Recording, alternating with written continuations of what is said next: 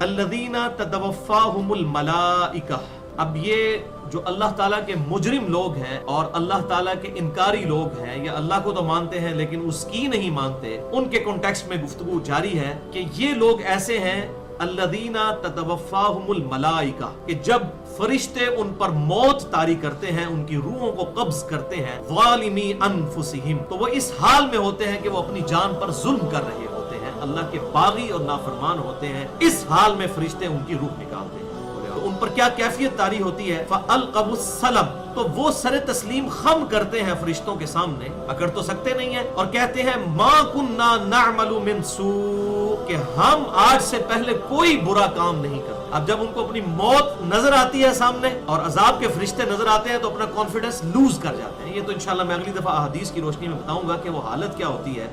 نیک آدمی کے پاس فرشتے کس حال میں آتے ہیں اور بد آدمی کے پاس ولیعوذ باللہ تعالیٰ کس شکل میں فرشتے آتے ہیں۔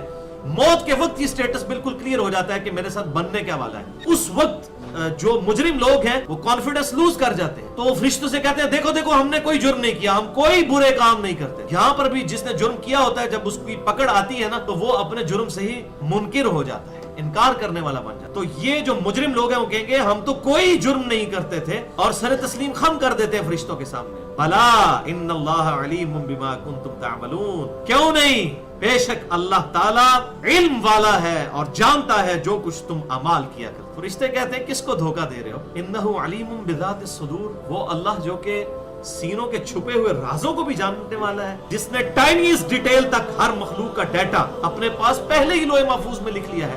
ایسا ڈیوائن اس کا نالج اور پرفیکٹ نالج ہے، اس کو دھوکہ دینا چاہتے ہو اور یہ کہہ رہے ہو کہ ہم کوئی برے اعمال نہیں کیا کرتے۔ فَادْخُلُوا أَبْوَابَ جَهَنَّمَ خَالِدِينَ فِيهَا، پس داخل ہو جاؤ جہنم میں، ان کے دروازے میں، ان کے دروازے کھول دیے جائیں گے ان کے لیے اور کہا جائے گا داخل ہو جاؤ ان میں اور ہمیشہ ہمیش رہو اس میں۔ فَلَبِئْسَ مَثْوَى الْمُتَكَبِّرِينَ، تو کیا ہی برا ٹھکانہ ہے تکبر کرنے والوں کا، حق سے اناد کرنے والوں کا، حق کو جھٹلانے اور ٹھکرانے والوں۔ یعنی مرتے ہی نزع کے عالم میں ہی فرشتے کہیں گے آ جاؤ عذاب کی طرف۔ لہذا اصول اور مبادی ٹوٹ گیا منکرین عذاب قبر کا، جو کہتے ہیں کہ آخرت میں عذاب ہوگا۔ یہ تو موت کے وقت کہا جا رہا ہے کہ ویلکم کیا جا رہا ہے اب تمہیں اس عذاب کی طرف۔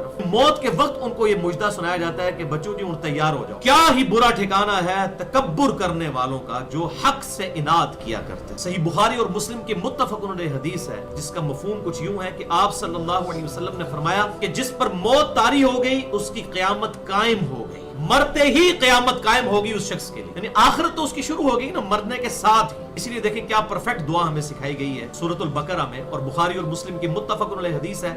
امام کائنات سید الاولین والآخرین شفیع المذنبین رحمت للعالمین سیدنا و مولانا امام اعظم محمد رسول اللہ صلی اللہ علیہ وآلہ وسلم، انس بن مالک کہتے ہیں کہ آپ صلی اللہ علیہ وسلم کوئی اور دعا مانگے یا نہ مانگے، آپ کی اکثر دعا ہوا کرتی تھی اللہم ربنا آتنا فی الدنیا حسنہ وفی الآخرۃ حسنۃ وقنا عذاب النار، اے ہمارے رب، اے اللہ ہمیں اس دنیا میں بھی بھلائیاں عطا فرما اور آخرت میں بھی بھلائیاں عطا فرما۔ کہ آپ صلی اللہ علیہ وسلم طواف کعبہ میں صرف ایک ہی دعا مانگتے تھے، وہ بھی رکن یمانی سے لے کے حجر اسود تک، وہ مستجاب دیوار کے سامنے سے گزرتے ہوئے وہ یہی دعا تھی ربنا آتنا فی الدنیا حسنہ وفی الآخرۃ حسنۃ وقنا عذاب النار۔ وقیل للذین اتقوا ماذا انزل ربکم، اور جب کہا جاتا ہے ان لوگوں سے تو تقوی اختیار کرتے ہیں اپنے رب کا کہ تمہارے رب نے کیا نازل کیا ہے تمہارے لیے، قرآن کے بارے میں جب ان سے پوچھا جاتا ہے قالوا خیرا، تو وہ کہتے ہیں یہ خیر ہے جو اللہ نے ہمارے لیے نازل، کیسی خیر ہے کہ پیپر آؤٹ کر دیا آخرت کا پہلے کہ یہ تمہارے ساتھ ہونے والا ہے۔ للذین احسنوا فی هذه الدنیا حسنہ، اور یہ وہ نیک لوگ ہیں جن کے لیے دنیا میں بھی بھلائیاں ہیں، ولدار الآخرۃ خیر، اور آخرت کا گھر جو ہے وہ تو بہت اچھا ہے ان لوگوں کے لیے جو تقوی اختیار کرنے والے ہیں۔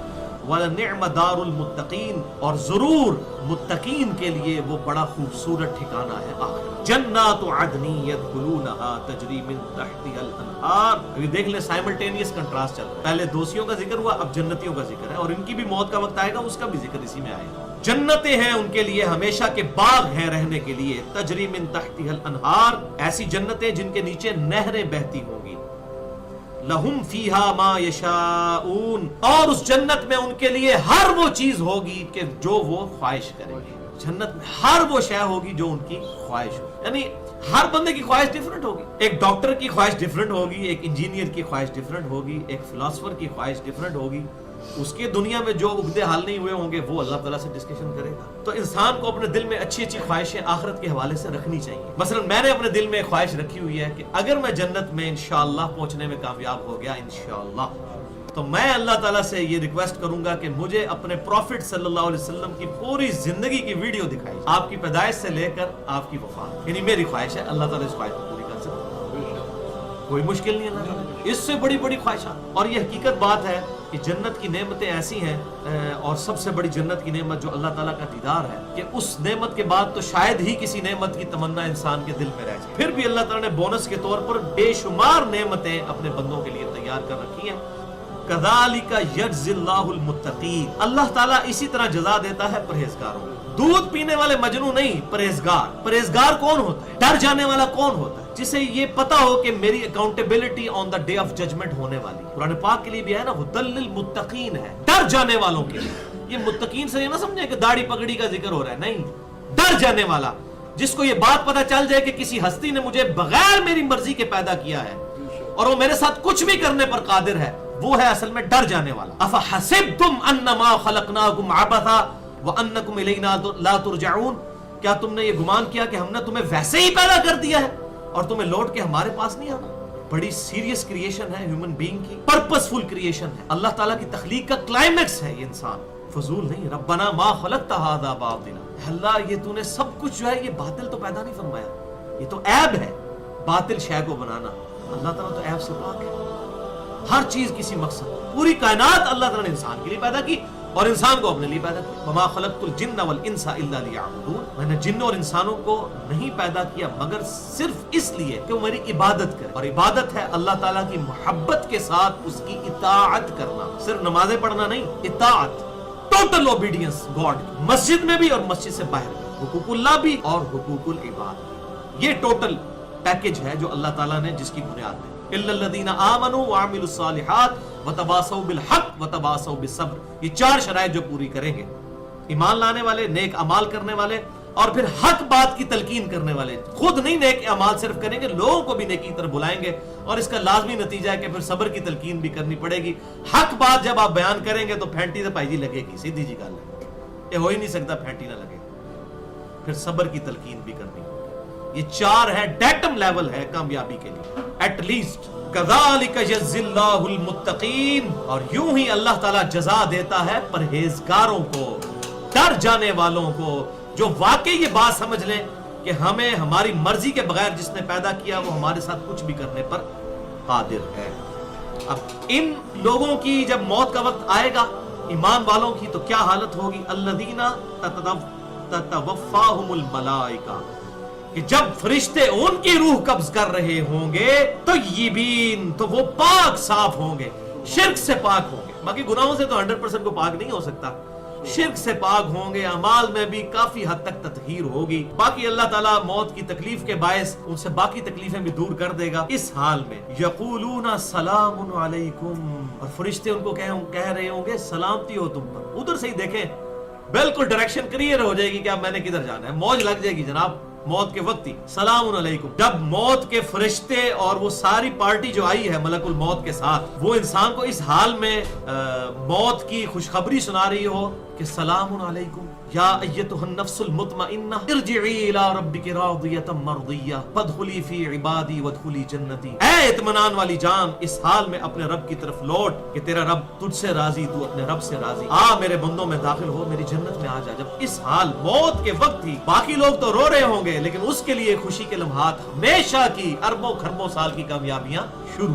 تو فرشتے کہیں گے تم پر سلامتی ہو, ادخلوا الجنت بما کنتم تعملون, داخل ہو جاؤ جنت میں اپنے اعمال کے بدلے میں. صرف ایمان لانا کافی نہیں ہے, اپنے اعمال کے بدلے میں. اللہ تعالیٰ دیکھ لیں کس چیز کے اوپر ساری بنیاد رکھ رہا ہے, اعمال. اللہ کی رحمت کی بھی ضرورت ہے. بخاری اور مسلم کی متفق علیہ حدیث ہے, کوئی شخص محض اپنے اعمال کی بنیاد پہ جنت میں داخل نہیں ہو سکتا. صحابہ نے عرض کیا اللہ کے محبوب کیا آپ بھی؟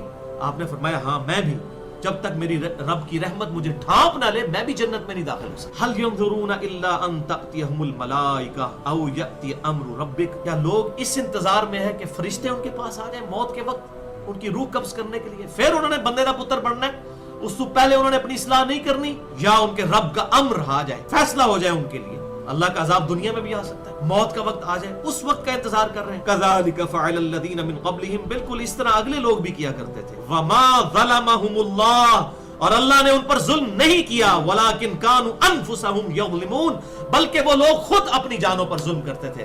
اگر اللہ تعالیٰ نے کسی کے لیے ڈیسیژن کیا ہے دوزخ کا تو ان کے اپنے اعمال کی وجہ سے کیا ہے، اللہ تعالیٰ ظالم نہیں ہے، اللہ تعالیٰ بات ہے میں نے کسی پر ظلم نہیں کیا، انہوں نے خود یہ جہنم اپنے لیے خریدی تھی۔ سورۃ الدہر میں واضح آیت ہے، انا ہدیناہ السبیل اما شاکرا و اما کفورا، ہم نے تو ہدایت کا راستہ واضح کر دیا ہے، چاہو تو شکر گزاری کی روش اختیار کرو، چاہو تو ناشکری کی، یہ تو من چلے کا سودا ہے، جس نے لینا ہے کھٹا لینا ہے کھٹا لے، میٹھا لینا ہے میٹھا لے۔ اللہ تعالیٰ زبردستی نہیں کسی کے ساتھ کرتا، زبردستی کرنی والی مخلوق تو اللہ نے پہلے پیدا کی ہوئی ہے، فرشتے، ہم تو وہ مخلوق ہیں جنہوں نے اپنے چوائس سے اپنے رب کو چوز کرنا ہے، اور یہی انسان کے پاس سب سے بڑی دولت ہے، الحمدللہ۔ اور میں اگلے دن غور کر رہا تھا اس بات کے اوپر، ایک بھائی نے توجہ دلائی کہ اللہ تعالیٰ جو قرآن پاک میں بار بار کہتا ہے میں غفور الرحیم ہوں، معاف کرنے والا ہوں، تو واللہ یہ ٹائٹل صرف اس لیے ہے کہ انسان ہے، فرشتوں سے تو غلطی نہیں ہوتی ہے۔ جو اللہ تعالیٰ بار بار کہتا ہے میں بخشنے والا مہربان ہوں، تو یہ ٹائٹل ہے ہی ہماری وجہ سے، کیونکہ ہم نے غلطیاں کرنی ہے اور اپنے رب کی طرف رجوع لانا ہے تو اللہ نے معاف کرنا ہے۔ فرشتے تو غلطیاں کرتے ہی نہیں ہیں، یہ اللہ کا جو ٹائٹل ہے،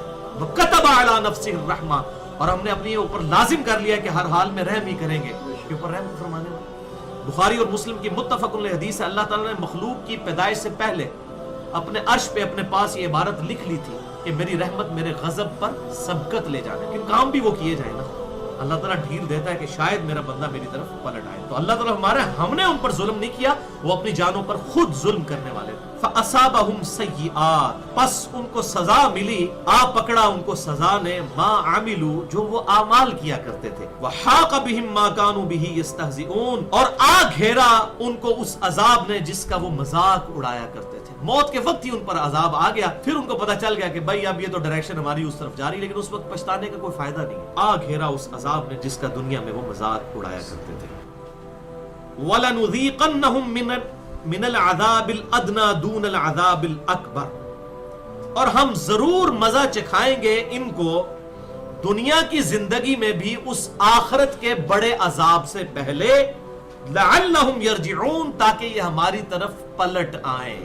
وَلَنُذِيقَنَّهُم مِّنَ الْعَذَابِ الْأَدْنَىٰ دُونَ الْعَذَابِ الْأَكْبَرِ لَعَلَّهُمْ يَرْجِعُونَ، ہم بالضرور دنیا کی زندگی میں بھی عذاب کا مزہ چکھائیں گے ان کو اس بڑے دن کے عذاب سے پہلے، تاکہ یہ ہماری طرف پلٹ آئے۔ وَلَنَبْلُوَنَّكُمْ بِشَيْءٍ مِّنَ الْخَوْفِ وَالْجُوعِ وَنَقْصٍ مِّنَ الْأَمْوَالِ وَالْأَنفُسِ وَالثَّمَرَاتِ، وہ بھی تو ہے، دنیا میں اللہ تعالیٰ تکلیف کے ذریعے مال اور جان کے اندر اور پھلوں میں نقصان کے ذریعے آزماتا ہے، آزمائش بھی ہوتی ہے، اور بس اوقات تکلیف بھی اللہ تعالیٰ سے کی طرف سے عذاب کی شکل میں آتی ہے، شاید اللہ کی طرف پلٹ آئیں۔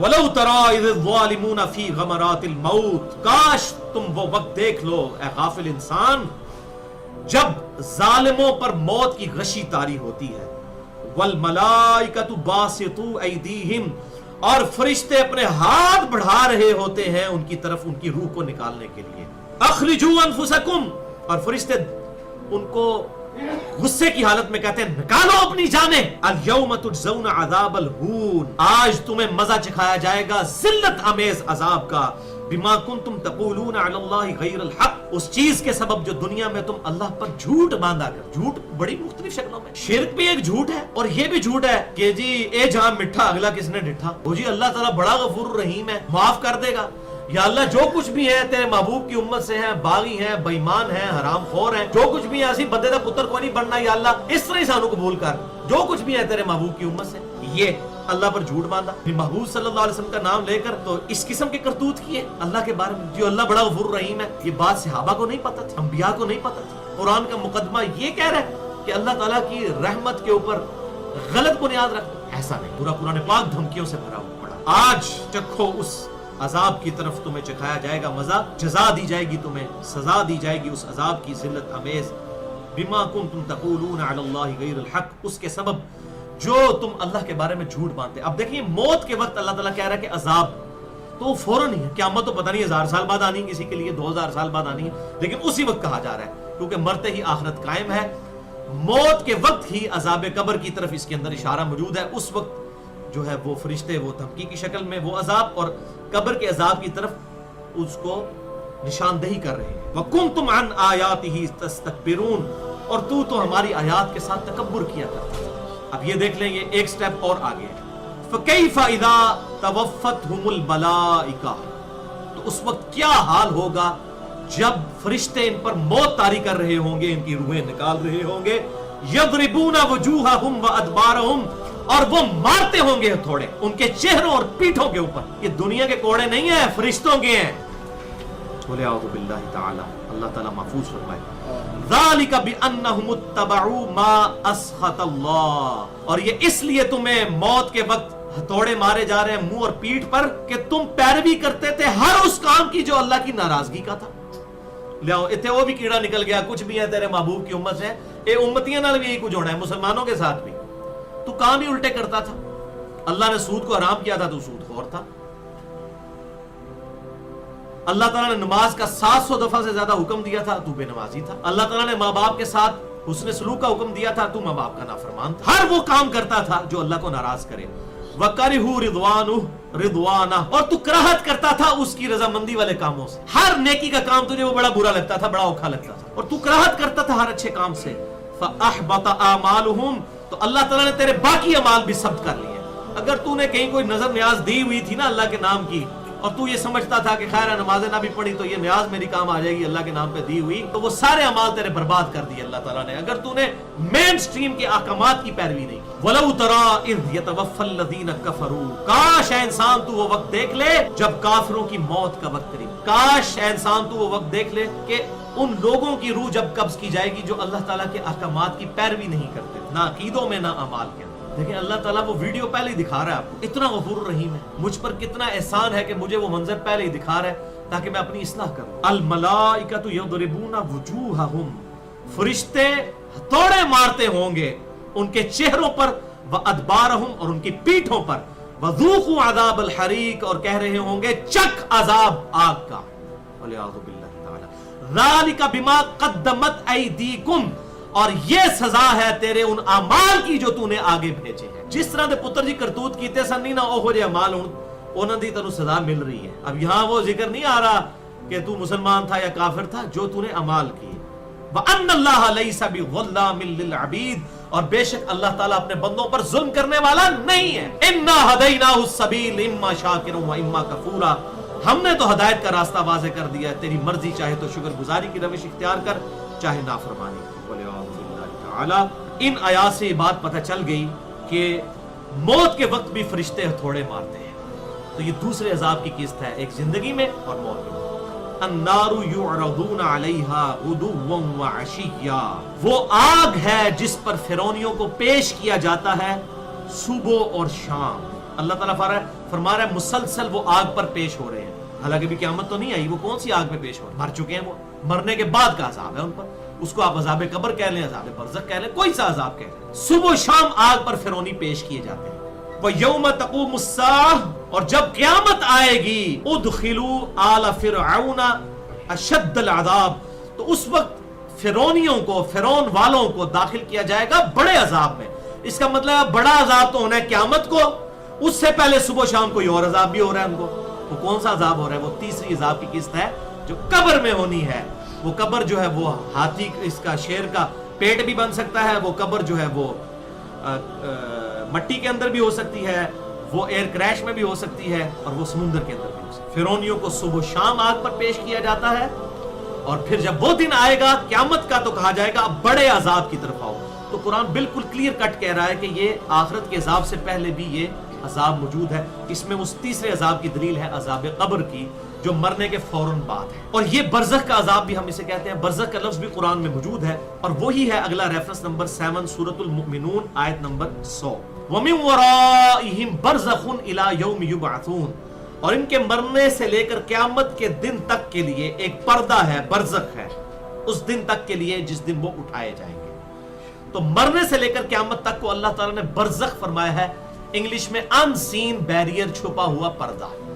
یعنی اگر کوئی قبر میں کوئی ویب کیم فٹ کر دے, کوئی کیمرہ لگا بھی دے, عذاب قبر نہیں ہو دیکھ سکتے. بالکل اس طریقے سے جیسا کوئی شخص سویا ہوا ہے اور وہ خواب میں بڑی کوئی ڈرونا خواب دیکھ رہا ہے اور ایک تکلیف سے گزر رہا ہے، اس کے پاس کھڑا ہوا شخص کبھی بھی اس کو محسوس نہیں کرتا، لیکن وہ پوری کیفیت سے گزر رہا ہوتا ہے۔ تو اللہ تعالیٰ اس بات پر قادر ہے کہ ایک شخص کی لاش اسی طرح پڑی ہے لیکن اس کو عذاب میں مبتلا کر دے۔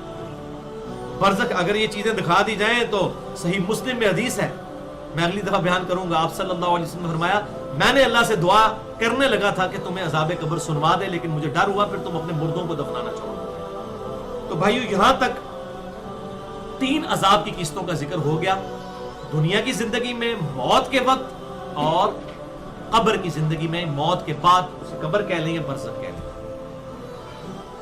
ایک چوتھا عذاب ہے، اس میں میں نے کہا پوری انسانیت کا اجماع ہے اور قرآن حکیم کا پورا فلسفہ اس کے گرد ہی گھومتا ہے کہ آخرت کی زندگی ہے اصل میں۔ بل تؤثرون الحیات الدنیا والآخرۃ خیر وابقیٰ، تمہارا اصل مرض یہ ہے کہ تم دنیا کی زندگی کو ترجیح دیتے ہو اور اصل زندگی تو آخرت کی ہے۔ ان ھذا لفی الصحف الاولی صحف ابراہیم و موسیٰ، بس یہی ایک کانٹے کی بات تھی جو اگلے صحیفوں میں بھی تھی، اس قرآن سے پہلے بھی، چاہے وہ ابراہیم علیہ السلام کے صحائف ہوں یا موسیٰ علیہ السلام۔ فذکر ان نفعت الذکریٰ، اے محبوب صلی اللہ علیہ وسلم نصیحت کیجئے اگر کسی کو نصیحت کرنا نفع دے۔ جو ماننے والا نہیں ہے وہ نہیں مانے گا آپ کی نصیحت، لیکن جو سننا چاہتا ہے اس کو ضرور۔ فذکر بالقرآن من یخاف وعید، اس قرآن کے ذریعے تذکیر کیجئے، نصیحت کیجئے ہر اس شخص کو کہ جو اللہ تعالیٰ کی دھمکی سے ڈر جائے۔ فذکر ان نفعت الذکریٰ، نصیحت کیجئے اگر نصیحت کرنا فائدہ دے۔ سیذکر من یخشی، اس کو نصیحت کیجئے جو واقعی ڈرتا ہے۔ ویتجنبها الاشقی، اور جو شکی ہو چکا ہے، بدبخت ہو چکا ہے اپنے اعمال کے سبب، اس کو چھوڑ دی۔ الذی یصلی النار الکبریٰ، پھر ہم اس کو بڑی آگ پر پیش کریں گے۔ ثم لا يموت فیہا ولا یحییٰ، نہ پھر وہاں پر اسے زندگی آئے گی نہ موت آئے گی۔ اور قرآن پاک میں آتا ہے کہ وہ کہے گا کہ مجھے یا اللہ موت آ جائے، اللہ تعالیٰ مارے گا ہزاروں موتیں مانگ آج، اب موت نہیں آئے گی، موت تیرا فیصلہ نہیں تمام کرے گی۔ تو پورے قرآن کا مقدمہ ہے، میں اس کے کراس ریفرنس کے طور پہ میں نے آیات نہیں ڈالی یہاں پر۔ کسی کو شوق ہو تو قرآن حکیم کی جو آخری منزل ہے جس میں 65 صورتیں ہیں، سورہ قاف سے لے کے 50 نمبر سورت سے لے کر اینڈ تک، یہ کل 65 صورتیں، ان کا مرکزی ٹاپک ہی آخرت کا ہے، خصوصاً آخری جو پارہ ہے۔ اب بھائیو آخری 3 ریفرنسز ڈسکس کرنے سے پہلے یہ بات سمجھ لیں کہ منکرین عذاب قبر جو ہیں، منکرین حدیث، ان کے پاس بنیادی طور پر 2 دلائل ہیں عذاب قبر کو ٹھکرانے کے۔ ایک دلیل تو یہ ہماری پوری ڈسکشن میں ویسے ہی ہوا بن کر اڑ چکی ہے ان کی دلیل، اور وہ ان کی دلیل ہے کہ چونکہ انسان کا حساب کتاب آخرت میں ہونا ہے، لہٰذا معاذ اللہ تعالیٰ پر ظلم لازم آئے گا اگر وہ قبر میں عذاب دے۔ یہ تو اللہ تعالیٰ کر ہی نہیں سکتا، بغیر حساب کے اللہ تعالیٰ کیسے عذاب دے سکتا ہے؟ تو یہ وہ جسٹیفیکیشن اپنا اصول اور مبادی کھڑا کرتا، حالانکہ ان کو پتہ نہیں ہے کہ اللہ تعالیٰ کا حساب و کتاب کوئی میرے آپ والا نہیں ہے کہ اینڈ پہ جا کے ہم نے ٹوٹل کرنا ہے۔ اللہ تعالیٰ تو ایک ایک لمحے میں ہمارے اعمال سے واقف ہے اور آنے والے وقت سے بھی واقف ہے۔ اللہ تعالیٰ اگر دنیا میں عذاب دے، موت کے وقت عذاب دے، قبر میں دے، اللہ تعالیٰ کو نہیں کوئی پوچھ سکتا۔ جو سورۃ الانبیاء میں آتا ہے نا کہ اللہ تعالیٰ کو کوئی نہیں پوچھ سکتا اس نے یہ اعمال کیوں کیے، اور اللہ کے علاوہ ہر ہستی سے پوچھا جا سکتا ہے کہ اس نے یہ اعمال کیوں کیے۔ لہٰذا یہ ان کا اصول اور مبادی ٹوٹ گیا قرآن کی ان آیات کی روشنی میں جو ہم نے ڈسکس کی ہیں کہ اللہ تعالیٰ دنیا کی زندگی میں عذاب دیتا ہے۔ سورہ سجدہ آیت نمبر 21 ہم نے سن لی، اس کے بعد 3 ریفرنسز ہم نے سنے، سورہ الانعام کی آیت نمبر 93، سورہ محمد کی آیت نمبر 27 اور 28، سورۃ الانفال کی آیت نمبر 51 اور 50 اور 51، جس کے اندر کلیئر کٹ آیا کہ موت کے وقت فرشتے تھوڑے مارتے ہیں، ابھی آخرت کا تو حساب ہوا ہی نہیں، کیوں مار رہے ہیں پھر بغیر حساب کے۔ اس کے بعد پھر سورہ الغافر جسے سورۃ المؤمن کہتے ہیں، اس کی آیت نمبر 46 میں کلیئر کٹ آیا کہ فرعونی صبح شام آگ پر پیش کیے جا رہے ہیں، اور پھر آخرت کے دن بڑے عذاب پر پیش کیے جائیں گے، ابھی حساب ہی نہیں ہوا تو پہلے کیوں ہو رہا ہے؟ تو یہ ان کا اصول اور مبادی ٹوٹ گیا، لہٰذا ان کی دلیل بالکل 0 سے ملٹیپلائی ہو گئی۔ جو کہتے ہیں کہ جی عذاب اللہ تعالیٰ کیسے دے سکتا ہے، تو قرآن حکیم میں تو تضاد نہیں ہے۔ سورۃ النساء کی آیت نمبر 82 ہے، اگر یہ قرآن اللہ کے علاوہ کسی اور کی طرف سے ہوتا تم اس میں اختلاف کثیر پاتے کہ آیات ٹکرا رہی ہوتی، تو قرآن کی آیات تو نہیں ٹکرا رہی ہیں، اصل میں آپ نے مقدمہ ہی غلط سمجھا ہے۔ عذاب کی 4 قسطیں ہیں، دنیا کی زندگی میں، موت کے وقت، اور قبر کی زندگی، اور پھر آخرت کی۔ تو یہ ان کی ایک دلیل تھی مضبوط جو ٹوٹ گئی، اور دوسری دلیل ان کی جو بڑی مضبوط دلیل ہے اس کو ہم آخری 3 آیات کے کانٹیکسٹ میں ڈسکس کریں گے، اور وہ ان کی دلیل یہ ہے، یہ جو اگلی 2 آیات آ رہی ہیں، سورۃ المؤمن کی آیت نمبر 11 اور 12 اور سورۃ البقرہ کی آیت نمبر 28۔ وہ کہتے ہیں کہ قرآن حکیم میں واضح آیا ہے کہ 2 زندگیاں اور 2 موتیں ہیں. اگر ہم قبر کی کوئی زندگی مان لیں تو یہ تیسری زندگی ہو جائے گی اور یہ قرآن سے ٹکراتی ہے. قبر میں انسان کیسے زندہ ہو سکتا ہے؟ قرآن تو کہہ رہے 2 زندگیاں اور 2 موتیں. حالانکہ ہمارا یہ دعویٰ ہی نہیں ہے کہ قبر میں زندگی وہ والی زندگی ہے جو دنیا کی زندگی ہے. دنیا کی زندگی میں تو انسان کو سانس کی ضرورت ہے, قبر کی زندگی کے لیے سانس کی ضرورت نہیں ہے, خون کے چلنے کی ضرورت نہیں ہے. وہ تو دنیا کی زندگی میں اسے قیاس ہی نہیں آپ کر سکتے. تو کہتے ہیں قرآن حکیم 2 زندگیوں اور 2 موتوں کی بات کرتا ہے, لہٰذا یہ تیسری زندگی اور تیسری موت ماننی پڑے گی. اگر ہم قبر کی زندگی مان لیں تو وہ اس عقیدے کو قرآن پاک کے خلاف سمجھتے ہیں, اور معاذ اللہ جو لوگ عذاب قبر کا عقیدہ رکھتے ہیں ان کو وہ کافر ڈکلیئر کرتے ہیں. تو کہتے ہیں یہ قرآن کے منکر ہے. اور خصوصاً یہ دیوبند مکتبہ فکر کا جو ایک آف شوٹ ہے مماتی گروپ, ان کا ایک آف شوٹ ہے کیپٹن عثمانی گروپ, وہ تو کلیئر کٹ اسی کے اوپر انہوں نے کتابیں لکھی ہوئی ہیں. بہرحال یہ 2 آیات ان کی دلیل ہے, وہ ہم ڈسکس کرتے ہیں. اور آخری آیت ان کی دلیل کا جواب ہے کہ انہوں نے سمجھنے میں غلطی کی ہے.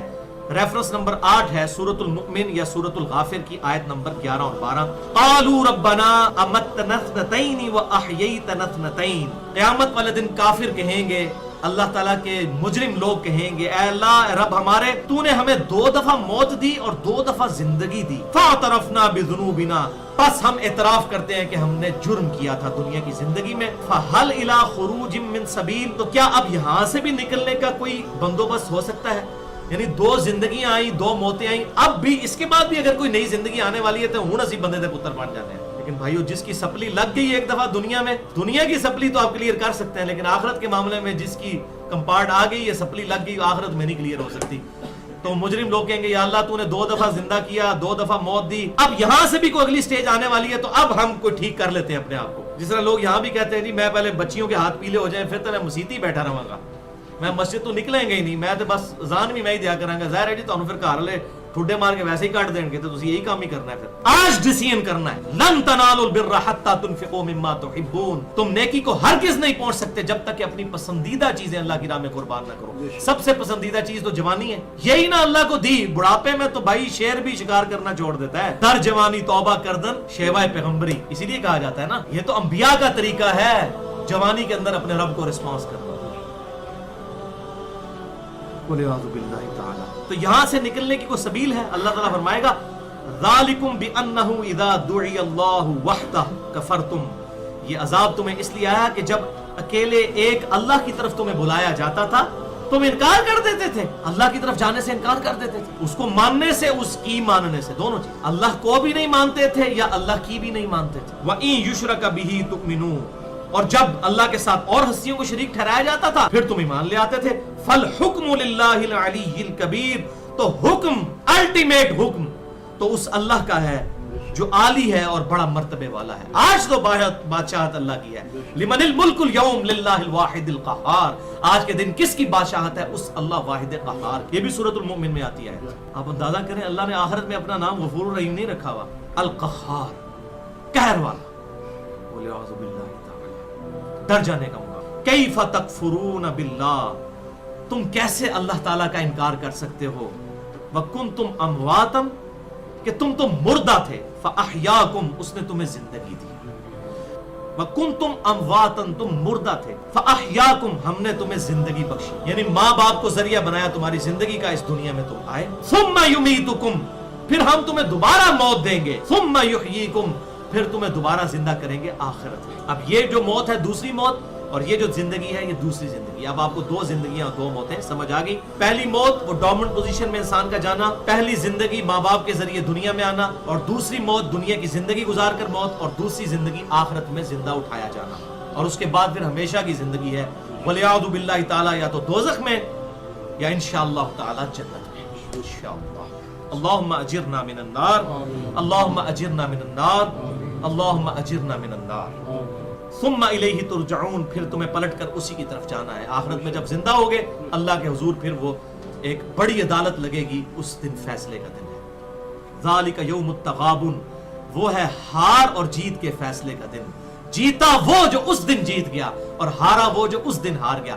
دنیا کی ناکامی تو بھائی عارضی ہے. ایک فٹ پاتھ پہ مرنے والے لاوارث انسان کو بھی وہی کفن ملتا ہے جو ایک بہت بڑے بادشاہ کو, اتنی ہی زمین اسے بھی ملتی ہے, اس کو بھی اتنی ہی. دنیا میں دیکھنے میں قبریں اس کی شاید خوبصورت ہوں, لیکن اندر قبر کی کیا صورتحال ہے وہ اللہ کو بہتر پتہ ہے. دنیا میں شاید کسی جماعت کا امیر بھی ہو اور قبر کے عذاب میں مبتلا ہو سکتا ہے ایک گمنام قسم کا مسلمان ہو جس نے حلال و حرام کی تمیز کر کے روکھی سوکھی کھا کر اپنی زندگی میں اللہ کو جو ہے وہ رسپانس کیا ہو، اللہ نے اس کی جو ہے وہ قبر 70 گز دائیں بائیں آگے پیچھے کھلی کر دی ہو۔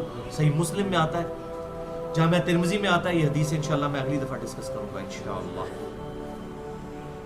تو یہ کہتے ہیں دیکھیں اس میں 2 زندگیاں اور 2 موتوں کا ذکر ہے، اگر اس میں کوئی تیسری زندگی ہوتی قبر کی یا تیسری موت کہ قبر میں زندہ کیا جاتا پھر موت دے کے پھر، تو اس کا ذکر ہوتا، لہذا قرآن کے خلاف ہے آپ کا اصول۔ تو ہم پھر بات ریپیٹ کریں گے، ہم نے کبھی یہ دعویٰ نہیں کیا کہ قبر میں جو زندگی ہے یا قبر کے اندر جو حالات و واقعات ہیں وہ اس دنیا کی زندگی کے ساتھ مشابہت رکھتے ہیں یا آخرت کے ساتھ، بلکہ یہ تو برزخ کا معاملہ ہے، اور ہم نے آیات سے اس کی ڈیٹیل بھی دے دی کہ موت کے وقت ہی فرشتے پیٹھ پہ ہتھوڑے مارتے ہیں اور چہروں پر وہ کہتے ہیں آؤ عذاب کی طرف، عذاب فوراً بعد شروع، فرعونی صبح و شام پیش کیے جاتے ہیں، ساری آیات سن چکے۔ اب ان کی یہ جو دلیل ہے نا، اس کا جواب ہم دیتے ہیں الزامی۔ اللہ یتوفی الانفس حین موتها، اللہ ہی ہے کہ جو موت کے وقت انسان کی روح کو قبض کر لیتا، واللتی لم تمت فی منامها، اور جسے موت نہیں آنی ہوتی نیند کی حالت میں اس کی روح کو اللہ تعالیٰ قبض کر لیتا۔ یعنی اللہ تعالیٰ کہہ رہا ہے کہ جو تم سوتے ہو نا، یہ بھی تم پر موت آ رہی ہے۔ اور اس کی ایکسپلینیشن بخاری اور مسلم کی وہ حدیث ہے، صحیح بخاری میں حدیث ہے کہ رات کو سوتے وقت ہم کیا دعا پڑھتے ہیں؟ اللہم بسمک اموت و احیا، اے اللہ میں تیرے نام سے مرتا اور جیتا ہوں۔ یعنی یہ نیند جو ہے موت کی بہن ہے۔ اور صبح جب اٹھتے ہیں صحیح بخاری میں کیا دعا ہے؟ الحمدللہ الذی احیانا بعد ما اماتنا و الیہ النشور، اس اللہ کے لیے ساری تعریفیں ہیں جس نے مرنے کے بعد مجھے زندہ کیا اور اسی کی طرف پلٹ کر جانا ہے۔ یعنی یہ روزانہ جینا اور مرنا بھی ہوتا ہے۔ تو 2 زندگیاں اور 2 موتیں، یا تو ہزاروں زندگیاں ہزاروں موتیں ہیں۔ تو واللتی لم تمت فی منامها، جسے موت نہیں آنی ہوتی تو روح اس کی اللہ تعالیٰ قبض کر لیتا ہے نیند کی حالت میں۔ اب نیند کی حالت میں روح اللہ کے پاس ہوتی ہے لیکن جسم میں جان بھی موجود ہوتی ہے۔ اگر چٹکی کاٹ لیں کسی کو، اب چبھوئیں کوئی چیز اٹھ جائے گا۔ روح اور جسم کا رشتہ برقرار رہتا ہے باوجود اس کے کہ روح نکل چکی ہوتی ہے۔ اس طرح قبر میں بھی برزخ میں بھی انسان کی روح اور جسم دونوں کو عذاب ہوتا ہے۔ اس پہ مسلمانوں کا اجماع ہے۔ روح علیین اور سجین میں ہوتے ہوئے بھی تعلق رکھتی ہے اپنے جسم کے ساتھ، وہ تعلق وہی ہے جس طرح ہم نیند کی حالت میں ہوتے ہیں۔ تو اب قرآن کا کوئی انکار کر سکتا ہے کہ روح قبض ہے لیکن تعلق قائم ہے؟ لیکن یہاں پر سانس چل رہی ہے، یہاں قبر میں سانس نہیں چلتی، وہ اور طرح کا تعلق ہے، وہ اس فریم آف ریفرنس کا ہے ہی نہیں، اس فزیکل ورلڈ کی چیز ہے ہی نہیں، ہم اس کو سمجھا ہی نہیں سکتے۔ فَيُمْسِكُ الَّتِي قَضَى عَلَيْهَا الْمَوْتِ، تو اللہ تعالیٰ نے جس کے لیے موت کا فیصلہ کرنا ہوتا ہے اس کی روح اپنے پاس روک لیتا ہے۔ یعنی اللہ تعالیٰ ماتا ہے جو ہم نیند کے وقت روح قبض کرتے ہیں نا، تو جس کی موت آنی ہوتی ہے اس کی اپنے پاس روک لیتے ہیں، پھر وہ واپس نہیں آتی صبح کے وقت۔ اور دیکھ لیں کتنے لوگ ہیں رات کو سوتے ہیں اور صبح وہ اٹھ ہی نہیں سکتے۔ کئی ایسے واقعات ہوتے ہیں جی راتی تو صحیح ستا سی جی صبح اٹھے ہی نہیں۔ وَيُرْسِلُ الْأُخْرَى، اور باقیوں کی روح ہم واپس کر دیتے ہیں جن کو دوبارہ زندگی ملنی ہوتی ہے۔ إِلَىٰ أَجَلٍ مُّسَمَّى، ایک مقررہ وقت تک کے لیے جو اللہ نے موت کا وقت مقرر کیا ہے اس کو ڈھیل ملتی ہے۔ لہذا اللہ کا شکر ادا کرنا چاہیے۔ اور صحیح بخاری کی وہ دعا بالکل ٹھیک ہے، آپ صلی اللہ علیہ وسلم الحمدللہ الذی احیانا بعد ما اماتنا والیہ النشور، تعریف ہے اس اللہ کے لیے جس نے مرنے کے بعد دوبارہ سے زندگی دی اور اسی کی طرف پلٹ کر جانا ہے۔ اور صحیح مسلم میں ایک حدیث ہے، عبداللہ ابن مسعود رضی اللہ تعالیٰ عنہ جب سورج کو دیکھتے تھے نا صبح طلوع ہوتے وقت، صحیح مسلم میں حدیث ہے، تو دعا پڑھتے تھے الحمدللہ الذی اقالنا یومنا ھذا ولم یہلکنا بذنوبنا، تمام تعریفیں اس اللہ کے لیے ہیں جس نے آج کے دن مجھے زندہ رکھا اور میرے گناہوں کے سبب مجھے مار نہیں دیا۔ کیا سوز و گداز ہے اس دعا میں، الحمدللہ الذی اقالنا یومنا ھذا ولم یہلکنا بذنوبنا، مجھے ہلاک نہیں کیا میرے گناہوں کے سبب، مجھے ایک دن اور دے دیا۔ تو اللہ تعالیٰ ماتا جس کی روح ہم نے موت دینی ہوتی ہے روح روک لیتے ہیں، باقیوں کی واپس بھیج دیتے ہیں الی اجل مسمی، ایک مقررہ وقت تک کے لیے۔ ان فی ذلک لآیات لقوم یتفکرون، بے شک ان آیات میں نشانیاں ہیں ان کے لیے جو تفکر کرتے ہیں۔ یہی تو ہم منکرین عذاب قبر کو بھی تفکر کی دعوت دے رہے ہیں کہ بھائیو اس میں یہ نشانی ہے کہ انسان روزانہ جیتا اور مرتا ہے نیند کی شکل میں۔ اگر آپ کا وہ مقدمہ مان لیا جائے جو سورۃ البقرہ اور سورہ الغافر یعنی سورۃ المؤمن کی آیات سے آپ نے غلط رزلٹ نکالا کہ جی 2 زندگیاں 2 موتیں ہیں، تو ان کا کیا کریں گے؟ ایک ایوریج 60 سال کی زندگی میں اگر روزانہ انسان ایک دفعہ سوئے نا تو 21,900 دفعہ انسان سوتا ہے اور 21,900 دفعہ جاگتا ہے۔ اگر کوئی میرے جیسا سست وجود ہے، میں تو گرمیوں میں 3 دفعہ سوتا ہوں، فجر کی نماز پڑھ کے سورج نکلنے کے بعد 1 دفعہ سوتا ہوں، پھر ناشتہ کر کے تھوڑی دیر آرام کرتا ہوں، پھر میں آفس جاتا ہوں۔ تو میرے تو پتہ نہیں کتنی ہزاروں دفعہ بنے گی.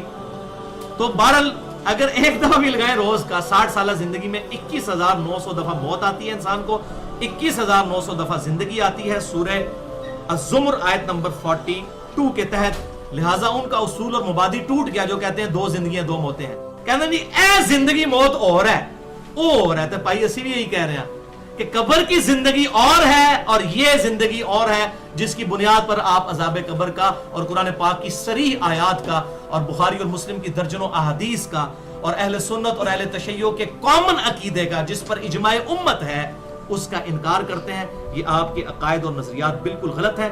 ہم نے الحمدللہ اللہ کے فضل سے آپ کے اصول اور مبادی ختم کر دیے ہیں.